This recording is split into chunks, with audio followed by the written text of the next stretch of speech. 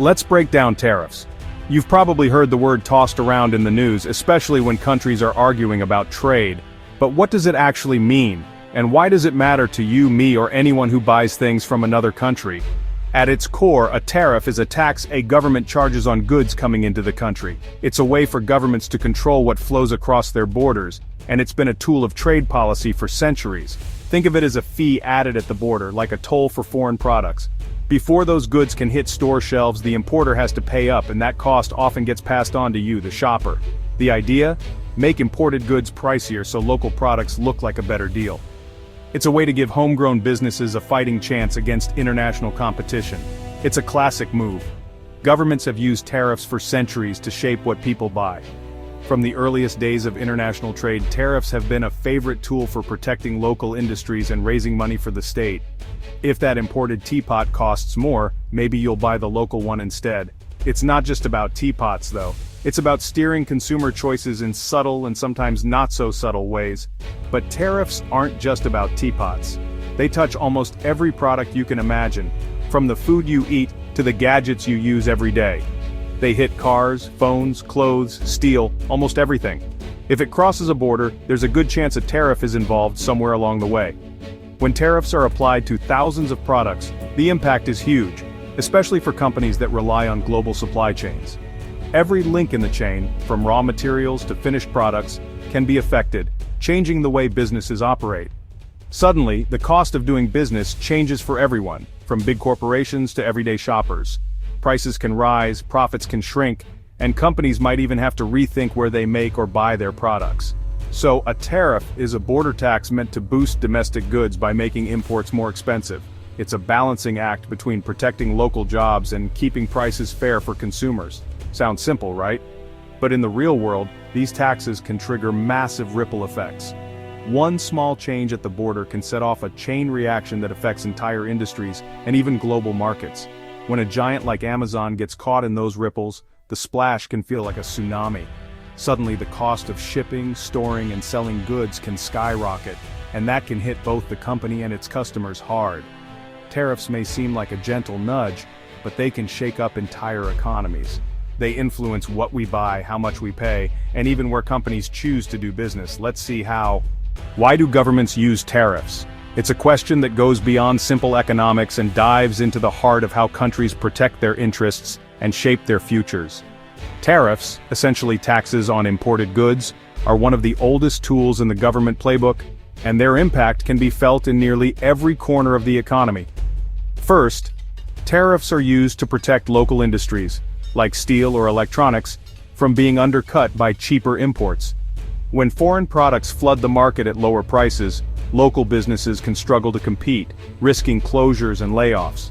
By making foreign goods more expensive, tariffs give domestic companies a fighting chance to survive and even thrive. This helps keep jobs at home, supports local economies, and can foster a sense of national pride in homegrown products. Tariffs can also be about national security, ensuring the country can produce vital goods like steel or electronics in case of conflict. If a nation relies too heavily on imports for critical materials, it could be vulnerable in times of crisis. Sometimes it's just about raising money. Tariffs have historically been a major source of government revenue, especially before the rise of income taxes. Tariffs are taxes, after all, and that revenue can fund public services. Everything from schools and hospitals to roads and public transportation. In some countries, tariff income still plays a crucial role in the national budget. But tariffs are also a bargaining chip. In the high-stakes world of international trade, they're used as leverage to negotiate better deals or to push other countries to change their policies. Countries use them to pressure others in trade negotiations or to push for policy changes. Sometimes, just the threat of a tariff is enough to bring other nations to the table. In short, tariffs are about protection, security, revenue, and leverage. They're a multi-purpose tool wielded for both economic and strategic reasons. They're not just economic tools, they're political weapons, shaping alliances and rivalries on the world stage. But every time a government uses tariffs, it's making a bet, a calculated risk that the benefits will outweigh the costs for its people, its industries, and its future. And as we'll see, those costs can be steep. Tariffs can spark trade wars, raise prices for consumers, and disrupt entire industries. So what happens when tariffs hit a global giant like Amazon? let's take a closer look at the ripple effects that can reach all the way from factory floors to your front door. Amazon isn't just a website, it's a global marketplace, a logistics powerhouse, and a manufacturer all rolled into one. Every day, millions of products flow through its vast network, connecting buyers and sellers across continents. Its business depends on a sprawling international supply chain, sourcing products and parts from every corner of the globe. From electronics to clothing, Amazon's reach is truly worldwide, relying on smooth, cost-effective trade to keep shelves stocked and customers happy. But when tariffs hit, especially on goods from major suppliers like China, Amazon's costs can jump dramatically, sometimes overnight. These sudden changes force Amazon to rethink its pricing, sourcing, and even which products it can offer. Suddenly, thousands of products become more expensive to import, threatening Amazon's promise of low prices and a huge selection. The company faces tough choices: absorb the extra costs, pass them on to customers, or cut back on what it sells. Even Amazon's own devices like Echo or Fire TV are built from parts sourced in multiple countries. Tariffs on any of those components can spike costs, disrupt production, and delay new product launches, making it harder for Amazon to innovate and compete. Third-party sellers, many of them small businesses, get squeezed too. These entrepreneurs rely on Amazon's platform to reach customers, but rising import costs can quickly eat into their already thin margins. For many, a single tariff hike can wipe out profits entirely, forcing them to raise prices, cut staff, or even shut down their businesses. The pressure is relentless and not everyone survives. If these sellers can't survive, Amazon's marketplace shrinks. Customers see fewer choices, higher prices, and longer wait times for the things they want. The variety and convenience Amazon is known for start to fade. Tariffs don't just poke the Amazon bear, they threaten its entire ecosystem from the smallest seller to the largest warehouse. The effects ripple through every link in the chain. The impact spreads outward, from Amazon's warehouses to your shopping cart, and ultimately, to your wallet. Every new tariff can mean higher prices and fewer options for everyone. So let's follow that ripple all the way to your front door, and see how global trade policy shapes what arrives in your next Amazon box. Tariffs start at the border, but their effects travel all the way to you. Importers like Amazon pay the tariff up front, raising their costs immediately. To stay afloat, they pass those costs to retailers, who then pass them to you, the consumer. That means higher prices for everything from garden gnomes to gadgets. As prices rise, people buy less, retailers order less, factories overseas cut back or lay off workers. Tariffs meant to protect jobs at home can cause job losses abroad, and even hurt local businesses that rely on imported goods. The result? Price inflation, shrinking demand, and a chain reaction through the economy. What started as a border tax ends up as a higher bill at your doorstep. And when millions of products are affected, the impact is everywhere. Tariffs are never just about one product, they reshape entire markets.